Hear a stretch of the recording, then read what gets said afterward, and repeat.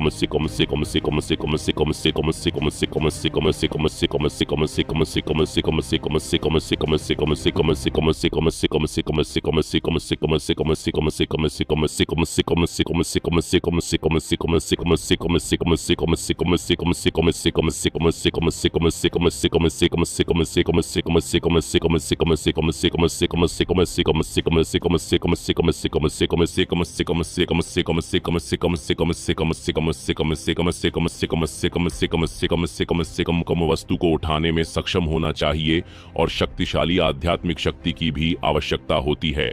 यह forging table 3 metre ऊंची, 15 metre लंबी और 6 मीटर चौड़ी थी। इसमें कई उपकरण भी थे जो फोर्जिंग टेबल के साथ एक ही बॉडी में थे। उनमें से कोई भी यह अनुमान नहीं लगा सकता था कि यह कितना भारी था।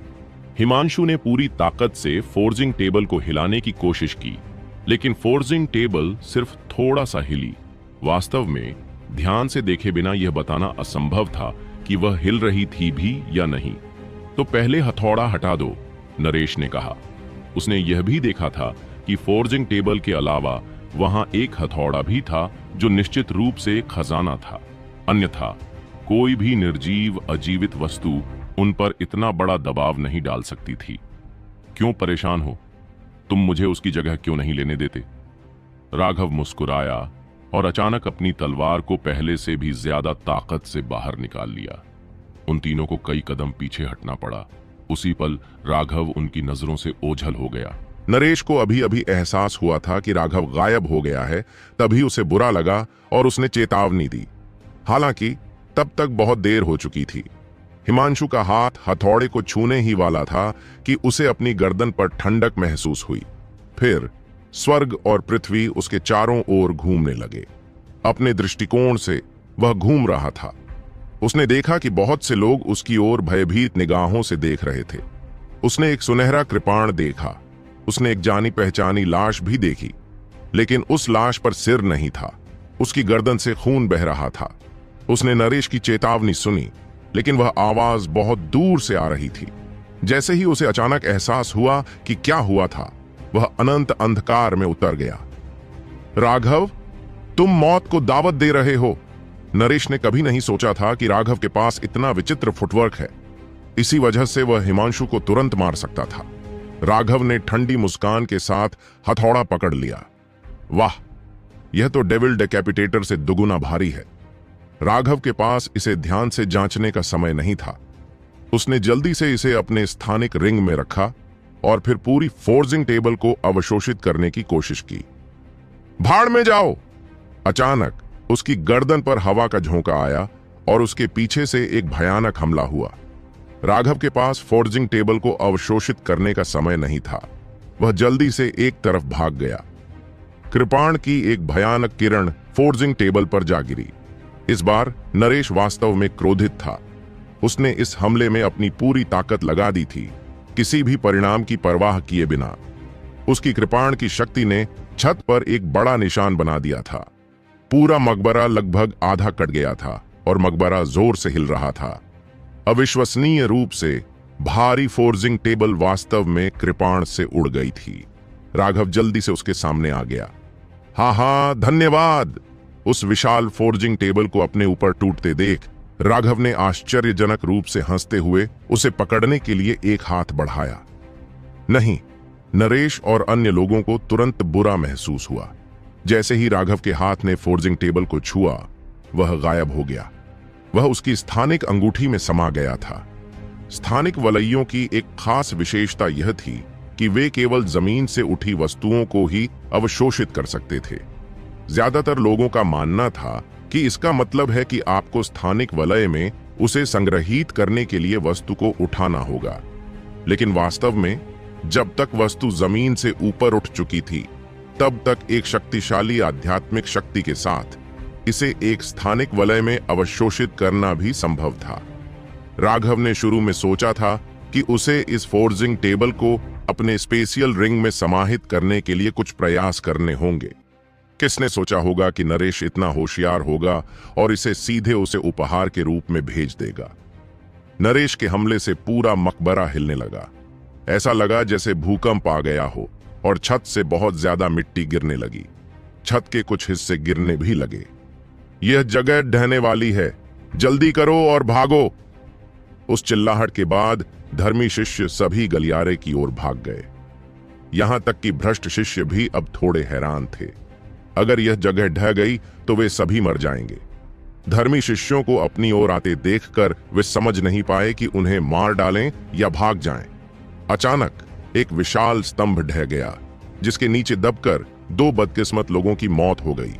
इसके अलावा संयोगवश यह खंभा भी उस विशाल ताबूत पर गिर गया था। उस जबरदस्त बल के कारण ताबूत फट गया। ताबूत के फटने के बाद सभी ने अचानक उसके अंदर से एक छोटा सा ताबूत निकलते देखा। उस ताबूत के ढक्कन पर एक सुनहरा पन्ना लगा हुआ था।